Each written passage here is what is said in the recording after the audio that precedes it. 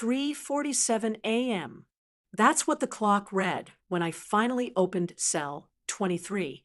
What I found inside made me question everything I thought I knew about this place. I'm Jessica Torres, correctional officer at Riverside Prison, and this is the story that still gives me chills that IT started 3 weeks ago on a Sunday night. I was pulling my first graveyard shift in C Block, the female wing. The prison at night is different. The fluorescent lights dim to a dull orange glow. Every sound echoes. Every shadow moves. You learn to ignore it or it'll drive you crazy. I was doing my 3 a.m. rounds when I heard it. A sound from cell 23. Not loud, but distinct. Like scratching. Like someone dragging something across concrete. I stopped, listened. Nothing. I checked my roster. Cell 23, Maria Vasquez, 34, serving 8 years for armed robbery. Cellmate, empty. Maria had the cell to herself after her last cellmate got transferred 2 months ago. That I moved on. Probably just her turning in her sleep. The next night, same thing. 3 a.m. exactly. Scratch, scratch, scratch. This time I walked up to the cell door and looked through the bars. Maria was in her bunk, completely still, facing the wall. The scratching stopped the moment I approached. Vasquez. I called softly. You okay? No response, but I could see her shoulders tense. She was awake. That be why the fourth night. I knew it wasn't random. 3 a.m. Every single night. Same sound. Same cell. I started timing it. The scratching would last exactly 17 minutes, then stop. Like clockwork, that I asked the day shift officers about Maria. Officer Davis shrugged. Quiet one. Keeps to herself. Model inmate. Really? Reads a lot. No trouble. She got any enemies? Anyone bothering her? Nah. She's practically invisible. Why? I didn't tell him. I don't know why. Maybe I wanted to solve it myself. Maybe I thought I was going crazy. On night 6, I decided to stay near cell 23 during the 3 a.m. hour. I positioned myself at the end of the corridor where I could watch, but she couldn't see me easily. 2:58 a.m., 2:59 a.m., 3:00 a.m., nothing. I waited. Still nothing. Had she figured out I was watching? I started to walk away, and that's when it started, the scratching. But this time I heard something else underneath it, a whisper. Maria was whispering something over and over. I couldn't make out the words. The next morning, I pulled Maria's file. Born in El Salvador, came to the U.S. at 16. No family listed. No visitors in 3 years. Clean record inside. Took art classes. Worked in the library. Nothing unusual except one note from the prison psychologist. Inmate experiences survivor's guilt related to family tragedy. Low risk. Recommended for continued counseling. Family tragedy. I needed to know more. That night, I brought Officer Kim with me on rounds. I wanted a witness, someone else to hear what I was hearing. We reached cell 23 at 2:55 a.m. Why are we standing here? Kim whispered. Just wait. 3:00 a.m. Silence. 3:01, nothing. Kim looked at me like I was losing it. 3:02, still nothing. Torres, there's nothing. Scratch. Scratch. Scratch. Kim's eyes went wide.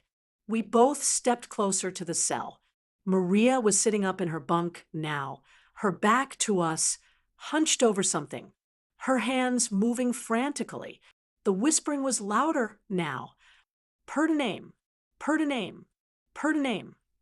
Forgive me. Should we do a cell check? Kim asked. Not yet. Let's see what she's doing. We watched for 10 minutes. Maria never turned around. Her hands kept moving, scratching, scratching. Then, at exactly 3:17 a.m., she stopped, stood up, walked to her sink, washed her hands. Lay back down. Like nothing happened, Kim and I looked at each other. What the hell was that? She breathed, and I made a decision. Tomorrow night, we go in. But I didn't wait for tomorrow. The next day during recreation hour, I approached Maria in the common area. She was sitting alone, reading a book.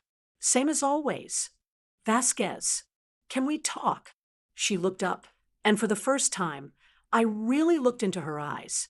They were tired. So tired. About what, Officer Torres?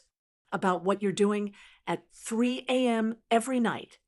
Her whole body went rigid. The book trembled in her hands. I don't know what you mean. The scratching, the whispering. I've heard it for a week straight. I sat down across from her, lowering my voice. I'm not here to write you up. I just need to know if you're okay. If someone's bothering you, if you need help. Maria was quiet for a long moment.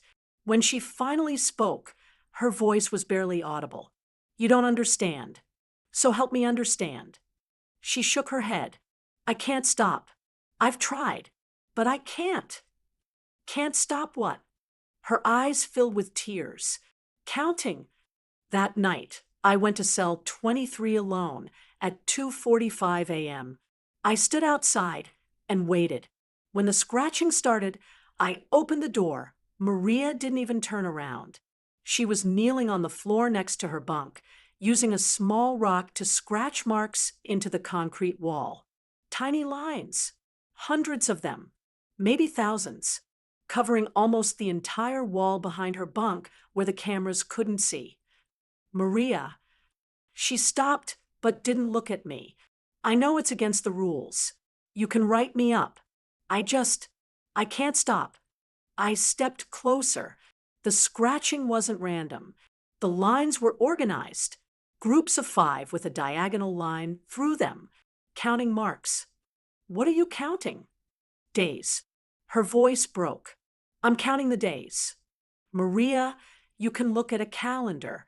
You don't need to. Not my days. She finally turned to face me, tears streaming down her face. They're days. I'm counting for them because nobody else will. I didn't understand, and she could see it on my face. 5 years ago, I crossed the border with 12 other people. We paid a coyote to get us through the desert. It was August. The heat was... She closed her eyes. He left us, took our money, and left us in the middle of nowhere. No water, no map, nothing. My stomach dropped. I was the only one who made it. 12 people died in that desert. And every day since then, I count. I count the days they've been gone. I count so someone remembers. So they're not just forgotten. I knelt down beside her. The wall was covered in marks. I did quick math in my head. 5 years. That's over 1,800 days. Why 3 a.m.? That's when Miguel died. He was 17. He died first, in my arms, at 3:03 in the morning. So I start then. I count one line for each person, 17 minutes total. That's how long it took from when Miguel died to when I realized I was alone. The weight of what she was telling me settled over the cell like a heavy blanket. I looked at the wall again, really looked at it. Each tiny scratch represented a day of grief, a day of survival, a day of guilt. Tell me about them. I said quietly. Maria wiped her eyes with her orange sleeve. Miguel was going to be a mechanic. His father had a shop in Guatemala, and Miguel talked about it constantly. How he'd learned to fix American cars, make good money, send it home. Her voice softened with the memory. He had these drawings in his backpack, sketches of cars he wanted to work on, Mustangs, Camaros. He showed them to everyone. She picked up the small rock again, turning it over in her hands. Rosa was 42. She left 3 kids behind to work here. Can you imagine? Leaving your babies to give them a better life. Maria's voice cracked. She cried Every night we were in that stash house waiting to cross. Showed me pictures. 2 girls and a boy. The youngest was only 5. Carmen was pregnant. Maria continued, 25 years old, for months along. She hadn't told anyone except me. She was scared, but she had this hope in her eyes. She kept rubbing her belly and whispering to the baby, telling it about the life they'd have. I sat down on the floor next to her, my back against the wall. What happened out there? Maria was quiet for a moment, staring at the marks on the wall. The first day was okay. Hot, but okay. We had some water. The coyote said it was just one more night, but when we woke up the next morning, he was gone. Took the rest of our water, our money, everything. She took a shaky breath. By the second day, people started getting sick. The heat was unbearable. We tried to ration what little water we had left, but wasn't enough. Miguel started having seizures that night. Heat stroke. I held him and watched him die, and there was nothing I could do. Over the next 2 days, I watched them die one by one. Rosa, Carmen and her baby, Pablo, who was 58 and just wanted to see his daughter graduate college, Elena, who sang hymns even when her lips were cracked and bleeding. All of them. How did you survive? I asked, though I wasn't sure I wanted to know the answer. Luck. Pure luck. On the 4th day, a rancher found me. I was unconscious. He called Border Patrol. They tried to find the others, sent search teams, but by then, she trailed off. The desert had taken them. And you ended up here. She nodded. After I recovered, I had nothing. No papers, no money, no family. I was desperate. I robbed a store. Didn't even have a real gun, just my finger in my pocket.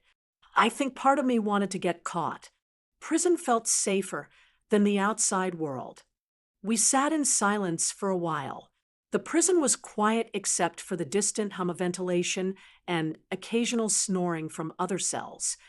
Maria, I said carefully, this counting, it's been 5 years.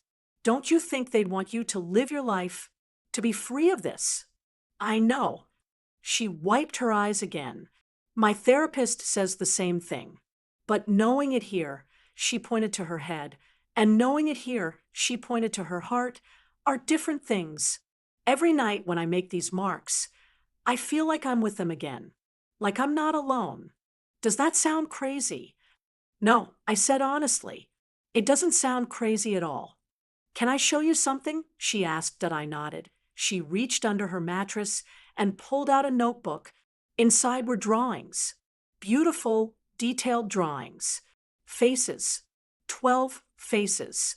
Each one labeled with a name, an age, a small detail. Miguel, 17. He wanted to be a mechanic. Rosa, 42. She was going to work to send money home to her 3 kids. Carmen, 25. She was pregnant. Pablo, 58. He wore glasses with a cracked left lens and never complained. Sophia, 31. She could whistle any song perfectly. Antonio, 45. She knew all of them, remembered all of them. Every face was rendered with such care, such love. The art teacher here, she's been helping me. She says I should draw them, honor them that way. But I can't stop the counting. It's the only way I know they're not forgotten, that their days mattered. I looked at those 12 faces staring up at me from the notebook pages. Real people, real lives, real dreams that died in the desert. What if we found another way? I said, a better way to honor them. Maria looked at me confused. What do you mean? Let me talk to some people. Will you trust me? She hesitated, then nodded. Over the next 2 weeks, I worked with the prison chaplain and the art teacher. We got permission for Maria to create a memorial piece. The warden was surprisingly supportive once I explained the situation. That woman's been carrying hell on her shoulders. He said, if this helps, do it.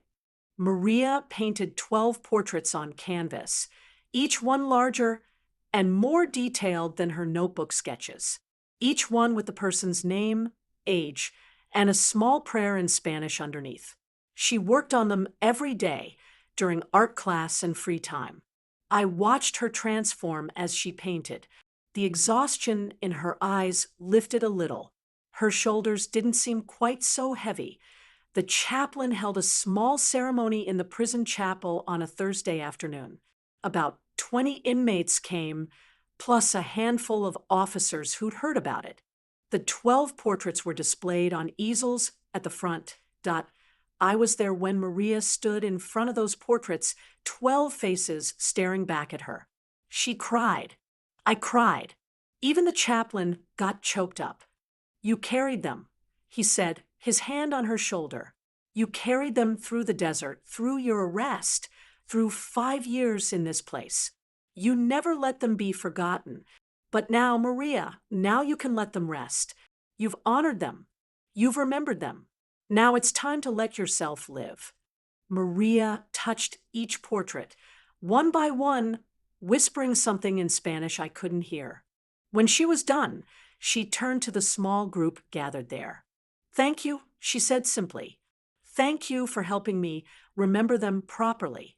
That night, I did my 3 a.m. rounds with my heart pounding. I stopped at cell 23, listened, silence. For the first time in weeks, I heard nothing, just the normal prison sounds. The hum of the lights, distant snoring, the buzz of the security system. I looked through the bars. Maria was asleep, really asleep, the kind of deep, peaceful sleep I hadn't seen on her face since she'd arrived. The scratches are still on that wall. I made sure maintenance didn't paint over them when they did repairs.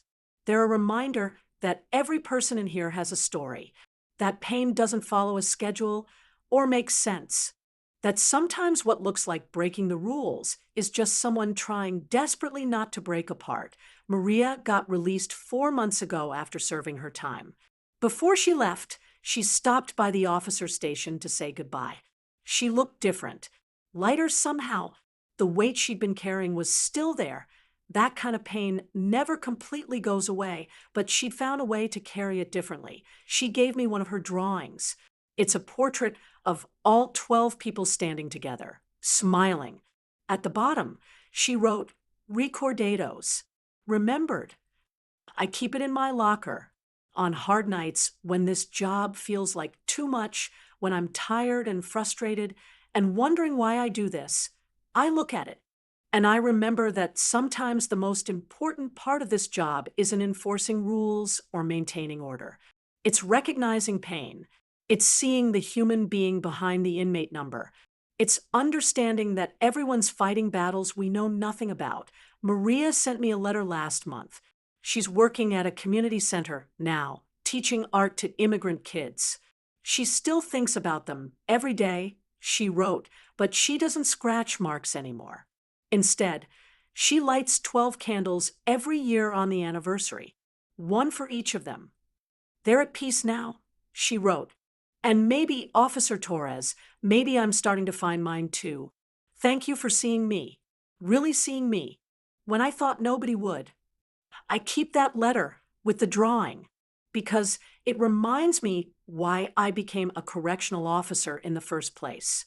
Not to punish, not to judge, but to help, to see, to remember that we're all human even at 3 a.m. in a place like this, especially then